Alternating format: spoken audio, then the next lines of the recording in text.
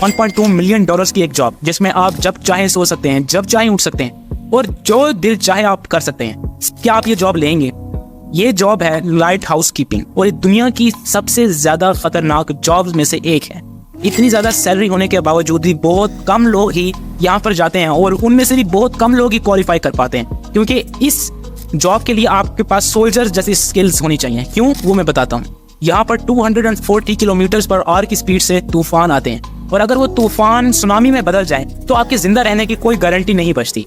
इस तूफान के अंदर अगर लाइट हाउस का कोई भी एक कंपोनेंट खराब हो जाता है तो आपकी रिस्पॉन्सिबिलिटी है कि आपने उसको ठीक करना है। और मजे की बात यह है कि इन लाइट हाउस में अक्सर जितने भी कंपोनेंट्स और मशीनरी होती है वो एक्चुअली बहुत ही ज्यादा पुरानी होती है। दूसरी सबसे बड़ी रीजन ये है जो कि लोगों को इस जॉब से दूर करती है, वो है गेल फोर्स विंड्स। एक ऐसा तूफान होता है जिसमें जो टेम्परेचर है वो अचानक से इतना ज्यादा गिर जाता है कि आपको इतनी ठंड लगेगी कि जितना एक्चुअली टेम्परेचर गिरा भी नहीं होगा, और इसकी वजह से आपको कुछ इंतहाई डेंजरस डिजीजेस हो सकती हैं जिसमें बचना एक्चुअली इम्पॉसिबल हो जाता है। तो अपने रूम के अंदर नहीं है तो आपके लिए ये और भी ज्यादा सिवियर हो जाएगा।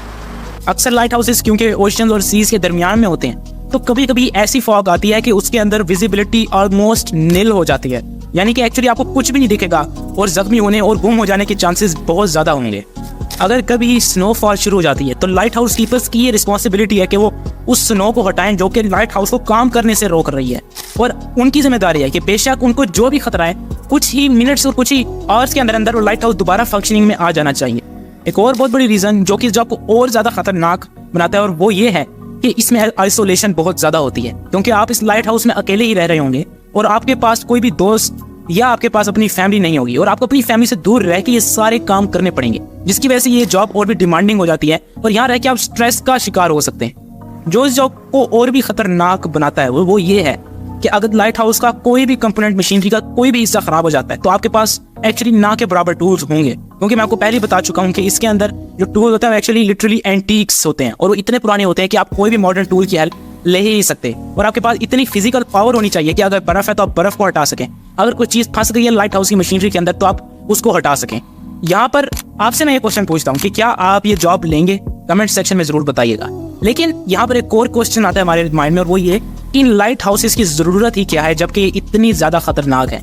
लाइट हाउसेस जो है वो actually beam of light scatter करती रहती हैं अपने लोकेशन के इर्द गिर्द ताकि जो शिप्स है वो अपना रास्ता पहचान सके और उनको एक चेक पॉइंट से मिल जाए। लेकिन इसकी जरूरत ही क्या है एक्चुअली? शिप्स के अब आगे अगर हम हेडलाइट्स लगा दें तो क्या वो अपना रास्ता नहीं देख सकेंगी? इसका आंसर जो है वो एक्चुअली है नहीं, क्योंकि जो लाइट हाउसेज हैं वो एक हायर एलिवेशन पे बनाए जाते हैं और एक ऐसी हाइट होती है जहाँ से आप 20 से 25 माइल्स दूर भी देख सकते हैं, जिसकी वजह से आप काफी दूर आने वाले खतरों से भी वाकिफ हो सकते हैं। लाइट हाउसेज का दूसरा सबसे इंपॉर्टेंट मकसद यह है कि ये शिप्स को एक चेक पॉइंट देती हैं। जब शिप्स किसी लाइट हाउस के करीब पहुंच जाती हैं तो उनको पता चल जाता है कि वो एक सही रास्ते पर जा रही हैं, क्योंकि अक्सर ऐसे होता है कि जो हवाएं हैं वो शिप्स को कहीं भी मोड़ के जा सकती हैं और आपको हो सकता है पता भी ना चले। तीसरा सबसे इंपॉर्टेंट मकसद जो कि लाइट हाउस को बनाने का है वो ये है कि अगर कोई शिप को रेस्क्यू चाहिए, कोई रैक्ड शिप है जिसके अंदर लोगों की जान को खतरा है, तो ये आपकी ड्यूटी है कि आप उसको रेस्क्यू करने में हेल्प करें और जो बाकी अथॉरिटीज हैं उनको इस सिचुएशन से इन्फॉर्म करें। अगर कोई सप्लाईज की जरूरत है तो उनको सप्लाईज दें।